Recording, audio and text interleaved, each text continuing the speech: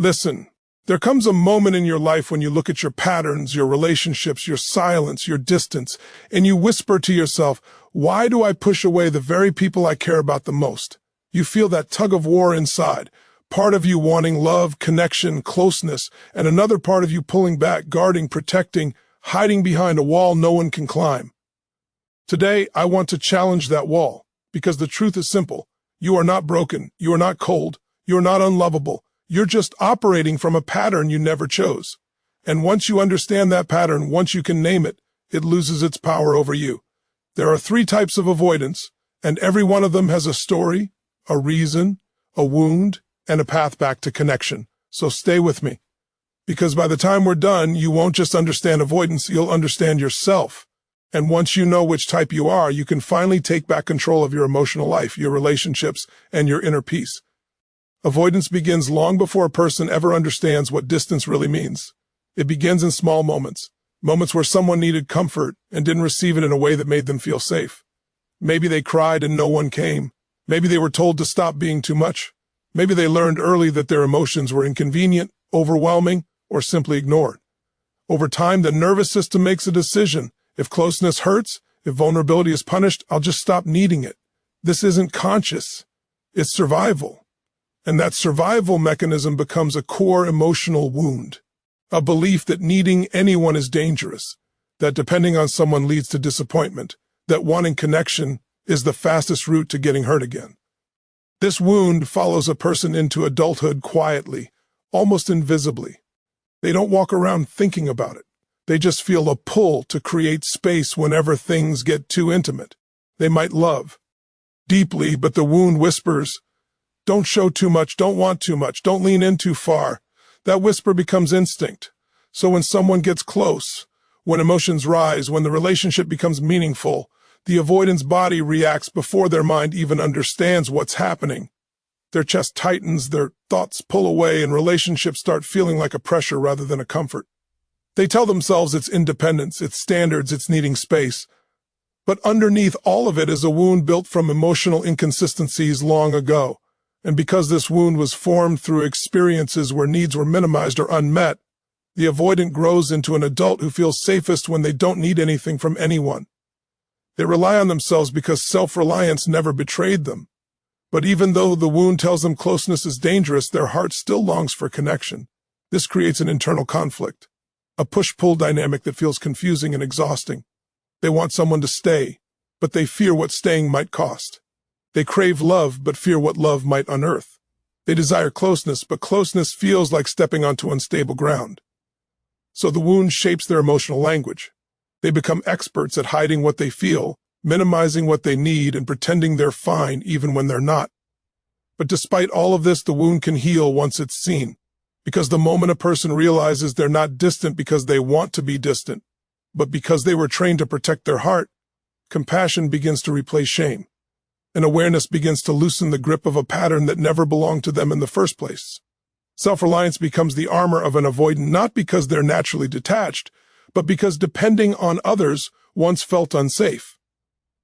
When a child learns that leaning on someone is unpredictable, inconsistent, or disappointing, their mind creates a simple rule: if I do everything myself, I can't be hurt. This rule becomes so deeply ingrained that, as adults, avoidants genuinely believe they don't need anyone. They pride themselves on independence, on competence, on functioning alone. It becomes their identity, strong, self-sufficient, resilient. But underneath that strength is a fear they never voice, the fear that if they let someone in, if they allow themselves to rely on someone emotionally, everything could fall apart. And this fear doesn't show up loudly. It shows up through subtle reactions. Someone gets too close too fast, and suddenly the avoidant feels pressure. They feel suffocated, overwhelmed, as if something inside them is shrinking. They might pull back not because they don't care, but because closeness triggers old memories of disappointment. Even the possibility of depending on someone feels like stepping into a fire.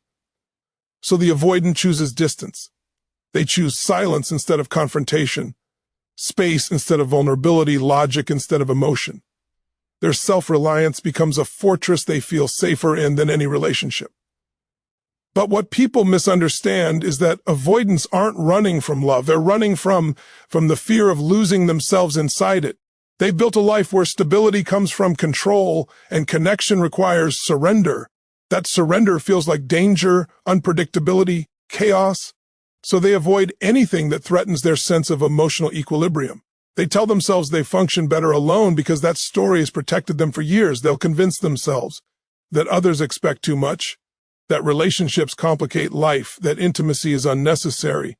But deep down, even the most independent avoidant feels a quiet ache for connection. They just don't know how to hold closeness without losing the emotional safety they spent years building. Their self-reliance becomes their safety net, but also their prison. It keeps them secure, but also isolated. It gives them control, but also loneliness. And the reason this dynamic is so powerful is because it never feels like fear. It feels logical. It feels smart. It feels responsible. Avoidants genuinely believe they are making rational decisions, not emotional ones. They can't see that their self-reliance is actually a shield built from old wounds, but once they begin to understand where this shield came from, they can learn to lower it slowly, not by abandoning their independence, but by allowing themselves to experience connection without interpreting it as a threat. Healing doesn't require giving up self-reliance. It requires realizing they don't have to rely on it for survival anymore. The silent fear beneath avoidant behavior is not the fear of love, but the fear of being seen, truly seen in a way that exposes emotions they've buried, vulnerabilities they've hidden, and needs they've convinced themselves they don't have. When someone gets close to an avoidant, it's not the physical presence that scares them. It's the emotional exposure. It's the feeling that someone might finally see behind the mask they've worn their entire life. Avoidants grow up learning to suppress emotional needs, not because they want to, but because it was easier than being disappointed repeatedly. They train themselves to be strong, to be unbothered, to stay in control. But beneath this calm exterior is a heart terrified of being judged, misunderstood, or rejected for its true form. So when intimacy approaches, the avoidant instinctively retreats. They fear that if someone sees them deeply, the person will see hurt, confusion, insecurity, or longing. They fear their emotions will be too much for someone else to handle. Even if they appear emotionless on the outside, they fear that being seen will make them dependent. And dependency feels like stepping onto unstable ground. They fear that if they let someone close, that person will have the power to hurt them in the same ways they were hurt before. These fears are never spoken. Most avoidants don't even realize this is what's happening inside them. They only feel discomfort, pressure, or a sudden urge to pull away. They blame stress, timing, incompatibility, or needing space. But beneath these explanations is a deeper truth. They are terrified of being emotionally naked. Vulnerability feels like handing someone a weapon, so they protect themselves by controlling what others can see. They keep their emotions private. They open up slowly, cautiously, often only when they feel fully safe. They avoid conversations that feel too deep or emotional. They withdraw when someone asks for more closeness than they feel ready to give. And this creates a tragic misunderstanding. The other person sees withdrawal as rejection, but in reality it's fear. Not fear of the person, but fear of being exposed. Avoidants know what it feels like to be judged for their emotions, or worse, ignored for them. So they build walls thick enough to hide behind, but thin enough to observe the world around them. They want connection, but fear the cost. They want to be understood, but fear what understanding requires. They want love, but fear they won't be enough when someone truly sees them. The pain of being unseen battles with the fear of being seen. This internal conflict is exhausting, but awareness allows an avoidant to realize that vulnerability isn't exposure, it's connection, and that being seen doesn't equal being judged. Healing begins when they allow themselves to be understood in small steps, trusting that the right people don't come to break them. They come to love the parts they've buried for years. Avoidants love differently, and the world rarely understands their way of loving. Their love isn't loud, dramatic, or constantly expressed. It's quiet, steady, subtle, and often hidden behind actions rather than words. They love through presence, through problem solving, through doing rather than saying. But because their love language doesn't match society's expectations of constant affection, people misinterpret it as lack of care. Yet, avoidants often feel love deeply, sometimes more deeply than they're willing to admit. The difference is they don't feel safe expressing it openly. Expression requires vulnerability, and vulnerability exposes them to potential pain. So even when they love intensely, they will still maintain emotional boundaries. They will still need space. They will still pull back when emotions rise too fast. This doesn't mean they don't care. It means caring feels risky. Their love is protective. They won't give it unless they truly feel something meaningful. They observe more than they speak. They listen without immediately responding. They show love in ways that feel stable to them, not overwhelming. They might do small acts of service, offer practical support, or silently stand by someone during difficult times. These behaviors often go unnoticed because avoidants rarely verbalize their intentions. They fear being misunderstood, so they let their actions speak for them. But in relationships, this difference in expression leads to confusion. Partners expect emotional closeness. Avoidants expect emotional stability. Partners want words. Avoidants want reassurance without pressure. Partners want vulnerability. Avoidants want safety. And in the middle of this misalignment, avoidants get labeled as cold or detached. Yet beneath every avoidance calm exterior is a heart that loves with caution, but also with depth. They feel love intensely but release it slowly. They care deeply but reveal it only when they feel completely safe. They rarely initiate deep emotional conversations, but will show up when it matters. Their love is quiet but consistent. It doesn't explode, it grows. Avoidants can be incredibly loyal partners once they feel secure, but they need space to breathe, time to process, and patience to open up. They don't fall in love quickly because they don't trust easily. When they do trust, they give their whole heart, even if they don't express it the way others expect. The tragedy is that their love often goes unseen because people focus on what avoidants don't say instead of what they do. But if someone understands their emotional blueprint, they realize avoidants love in a way that is steady, sincere, and rooted in deep care, not fleeting passion. And this kind of love, once understood, becomes one of the most trustworthy forms of connection. Avoidants repeat patterns not because they choose them consciously, but because these patterns feel familiar, predictable, and emotionally safe. Even when the pattern hurts them, it still feels easier than stepping into the unknown territory of intimacy. One of the most common patterns avoidants repeat is withdrawing when emotions rise. Conflict, closeness, emotional intensity, or deep conversations trigger an instinctive need to retreat. They often misinterpret emotional moments as pressure or demands, even when the other person is simply expressing normal feelings. This reaction isn't intentional, it's automatic. Their nervous system associates emotional closeness with vulnerability, and vulnerability feels like danger. So they repeat the pattern of stepping back whenever emotions grow. Another recurring pattern is keeping relationships at a comfortable distance. Avoidants may choose partners who are emotionally unavailable because it feels safer. They may sabotage relationships that start becoming too intimate. They may delay commitments, avoid future planning, or dismiss conversations about deeper emotional needs. These patterns aren't designed to hurt others. They're designed to protect themselves. But the avoidant rarely realizes what they're doing because to them, the behavior feels logical and justified. They believe they're maintaining independence, when in reality they're reinforcing emotional distance. Another pattern is over-focusing on flaws, either their own or their partner's. When closeness becomes uncomfortable, they may convince themselves the relationship isn't right by magnifying imperfections. They use these flaws as exit routes to avoid emotional intensity. They may tell themselves it's the wrong time, wrong person, wrong situation, anything to escape the deeper issue, fear of intimacy. Avoidants also repeat communication patterns that involve shutting down instead of expressing emotions. Silence becomes their language. Space becomes their solution. They withdraw not to punish but to regulate their inner world. But others interpret it as rejection, and the avoidant remains unaware of the emotional impact because they themselves don't perceive their withdrawal as harmful.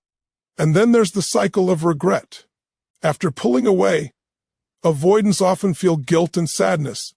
They may miss the person they distanced themselves from but feel too ashamed or confused to reconnect. These patterns repeat until awareness breaks the cycle.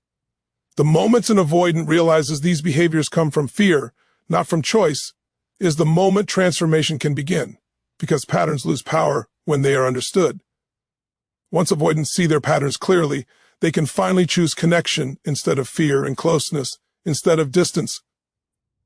Awareness is the beginning of healing for avoidants, because it shines light on patterns they've operated from unconsciously for years. When an avoidant starts recognizing the real source of their behaviors, not logic, not preference, but fear, they finally gain the ability to change. Awareness allows them to see that their distance is not personality, it's protection. Their silence is not indifference, it's fear of overwhelm. Their independence is not rejection of others, it's attachment to safety.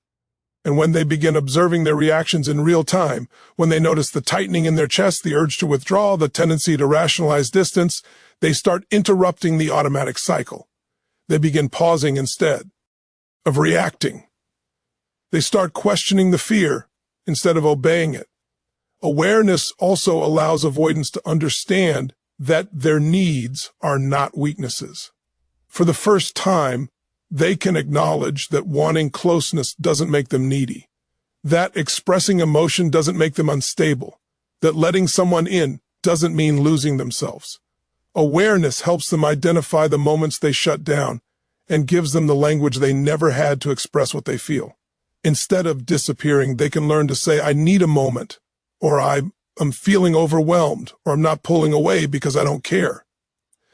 These small steps create safety in relationships.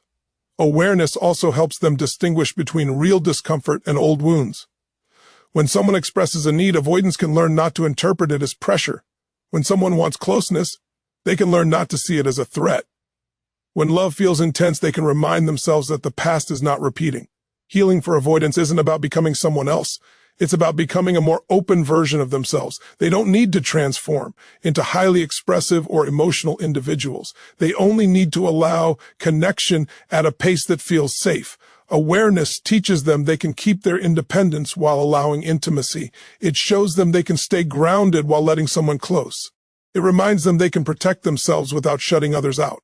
And most importantly, awareness brings compassion. Avoidants begin to understand themselves instead of judging themselves. They stop calling themselves cold and begin seeing themselves as guarded. They stop feeling broken and start recognizing how strong they truly are. Healing becomes possible because they finally see the truth. They are not avoiding people, they are avoiding pain. And once they realize that the pain is no longer a threat, they can let go, let in, and experience connection without fear. Avoidance is not a flaw, it's a response. A response built from experiences that shaped how you learned to survive in a world that didn't always meet your emotional needs. The patterns you developed were not mistakes, they were protections, and every protection carries a story. Understanding your avoidant type doesn't label you, it frees you. Because when you can finally see why you pull away, why you struggle with vulnerability, why you crave space more than others, you gain the power to rewrite your emotional script. You stop living on autopilot and start choosing connection with awareness rather than fear. Each type of avoidant holds a unique emotional blueprint, but all share a common thread: the desire to feel safe while staying connected. Whether your avoidance is rooted in past disappointment, fear of exposure, or overwhelming independence, the truth is the same. You are not bad at love. You are simply unpracticed at trusting it. When you learn to understand your emotional patterns, you stop blaming yourself for behaviors you never consciously chose.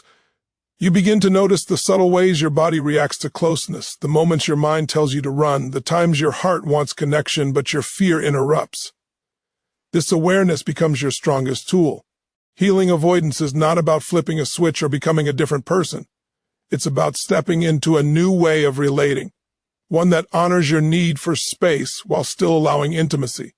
You can take your time, you can open slowly, you can build connection in small steps that feel safe and authentic. There is no race, no deadline, no pressure to change overnight. What matters is that you take one conscious step toward understanding yourself, and then another, and another. Every small breakthrough rewires years of emotional conditioning. And as you grow, you'll begin to see relationships differently. You'll understand that closeness doesn't mean losing yourself. Vulnerability doesn't mean weakness. Relying on someone doesn't mean repeating the past. You'll start seeing connection as something you deserve, not something you must fear. And the moment this shift happens, everything changes. You begin allowing people in without the old panic. You begin communicating instead of withdrawing. You begin trusting that the right person will hold space for your heart instead of hurting it. In the end, the journey of understanding your avoidant type is a journey back to yourself. It's reclaiming the emotional parts of you that were shut down long ago. It's learning to stand in your truth without hiding behind walls. It's allowing your heart to breathe again. And when you do, you don't just transform your relationships, you transform your entire life. Because a heart that feels safe becomes a heart that can finally love, grow, and connect without fear. Thank you for staying with me on this powerful journey of self-discovery and emotional growth. Your willingness to understand yourself on a deeper level is the first and most important step toward transformation. Remember, awareness is power, and you now hold that power in your hands. Take it with you, apply it gently, and allow it to guide you toward healthier, safer connections. Until next time, take care of your heart, honor your truth, and keep growing. Goodbye and stay blessed.